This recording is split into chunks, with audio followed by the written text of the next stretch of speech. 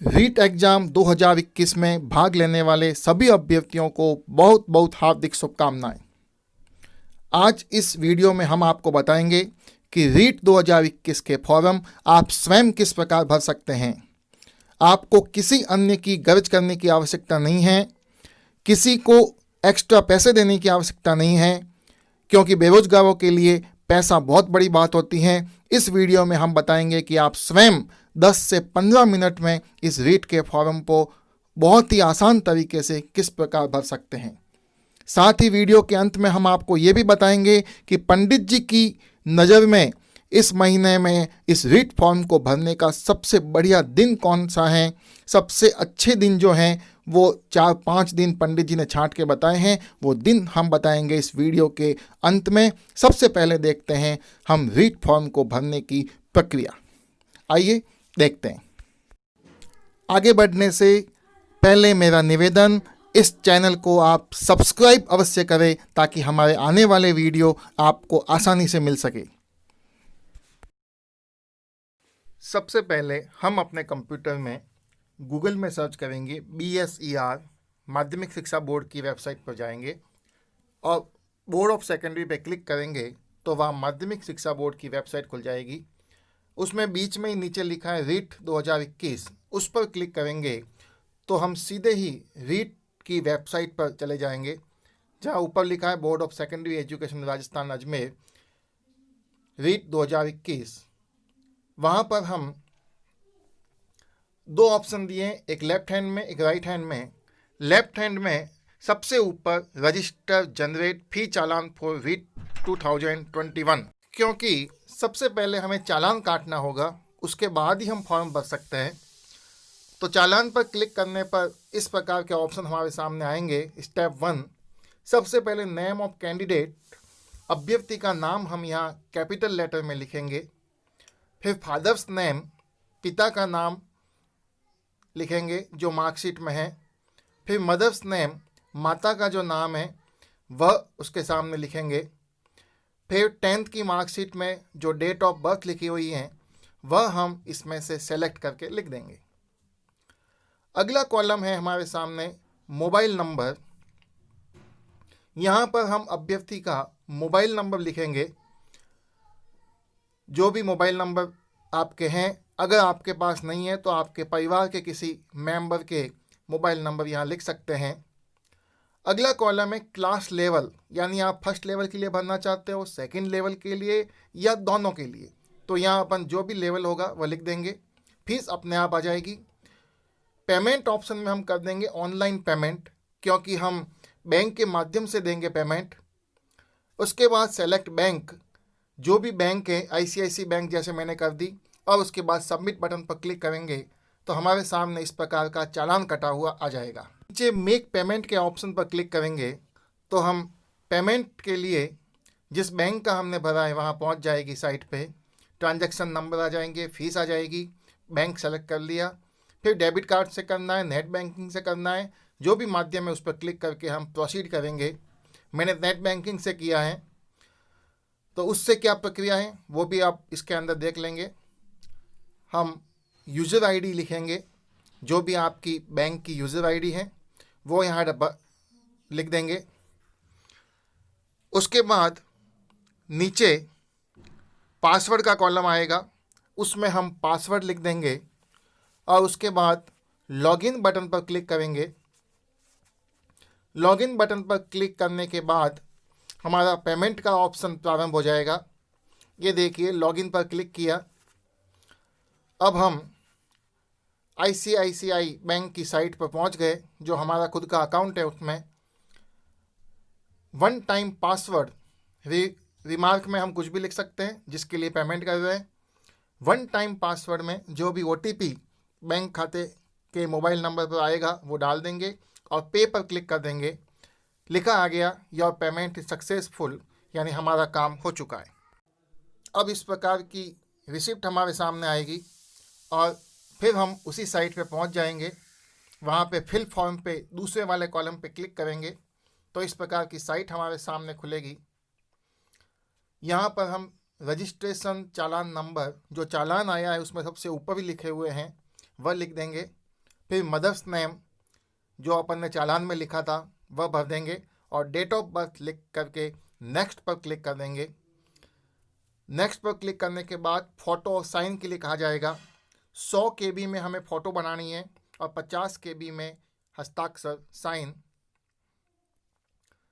Photo और sign folder में से सेलेक्ट कर लेंगे। चूज करने पर इस प्रकार का खाली बॉक्स आ जाएगा, यानी हमारा काम हो चुका है। फिर नेक्स्ट पर क्लिक करेंगे तो हम सीधे आगे वाले स्टेप पर चले जाएंगे जहां पर हमारे सामने फ़ोटो और साइन आ जाएंगे। अब हमारी फॉर्म भरने की विस्तृत प्रक्रिया शुरू हो चुकी है। सबसे पहले जो ऑप्शन है वह ऑप्शन है अभ्यर्थी का नाम, नेम ऑफ कैंडिडेट, ऑटोमेटिक भरा हुआ आएगा। फादर्स नेम भरा हुआ आएगा, मदर्स नेम भरा हुआ आएगा। हमें जेंडर सेलेक्ट करना है। फिर मैरिटल स्टेटस यानी वैवाहिक स्थिति जो भी है वह सेलेक्ट करनी है। अगर विवाहित हैं तो पति का नाम यहाँ लिख दिया जाएगा। उसके बाद धर्म, जो भी धर्म है हम सेलेक्ट करके लिख देंगे। आधार नंबर ऑप्शनल है, चाहो तो लिख सकते हो, अन्यथा आवश्यक नहीं है। और उसके बाद जन्म तिथि ऑटोमेटिक आएगी। आगे वाले कॉलम में करेस्पॉन्डेंस डिटेल्स यानी हमारा पता, जो भी एड्रेस है वो हम इस कॉलम के अंदर लिख देंगे। एड्रेस के बाद पोस्ट ऑफिस का नाम लिखेंगे। राज्य पूरी लिस्ट आएगी, उसमें से चयन कर लेंगे। जब हम राज्य का नाम सेलेक्ट करेंगे जैसे राजस्थान, तो राजस्थान के सभी 33 जिलों की लिस्ट हमारे सामने खुल जाएगी। हम उसमें से अपने ज़िले का नाम चयन कर लेंगे। पिन कोड लिख देंगे। ईमेल आईडी ये आवश्यक है, ये भी लिख देंगे। और इसके अलावा जो मोबाइल नंबर है वो ऑटोमेटिक आएगा, क्योंकि हमने चालान लिखते समय लिखे थे, लेकिन अल्टरनेट मोबाइल नंबर हमें यहाँ लिखने होंगे। एक दूसरे और मोबाइल नंबर लिखने आवश्यक हैं। कास्ट कैटेगरी, कैटेगरी श्रेणी यानी ST, SC, OBC, जनरल क्या है वो इसमें से हम सेलेक्ट करके लिखेंगे जो भी होगा। फिर DAP यानी दिव्यांग व्यक्ति हैं या नहीं, तो यस या नो पे जो भी होगा हम क्लिक कर देंगे। उसके बाद बोनाफाइड रेजिडेंशियल स्टेटस यानी नेशनलिटी, राष्ट्रीयता, या हम इंडियन हैं तो इंडियन लिख देंगे। उसके बाद अगले कॉलम में क्या आप राजस्थान के मूल निवासी हैं, यस, तो इसके अंदर हम यस कर देंगे, और यदि नहीं है तो नो कर देंगे, यानी मूल निवास बना हुआ होना चाहिए। राजस्थान के मूल निवासी हैं तो गृह राज्य का नाम पूछ लेगा और गृह जिला ऑटोमेटिक आ जाएगा। जब हम स्टेट को सिलेक्ट करेंगे तो जिलों की लिस्ट आएगी, उसमें से हम चयन कर लेंगे। फिर क्या आप भूतपूर्व सैनिक हैं, यस है तो यस, नो है तो नो करने हैं सारे। फिर पूछता है हमें डिटेल्स एग्जाम डिवीज़न, यानी किस संभाग में आप परीक्षा देना चाहते हो, तो जैसे मैंने लिख दिया जोधपुर संभाग। फिर उसमें से 2 सेंटर जिलों के नाम चयन करने हैं कोई भी, तो उस संभाग में से 2 जिलों के नाम कर लिए। फिर दूसरा संभाग एक और पूछा जाएगा और उसके अंदर से फिर 2 और जिलों का चयन करना है, यानी एक संभाग में से हम 2 जिले ही चयन कर सकते हैं।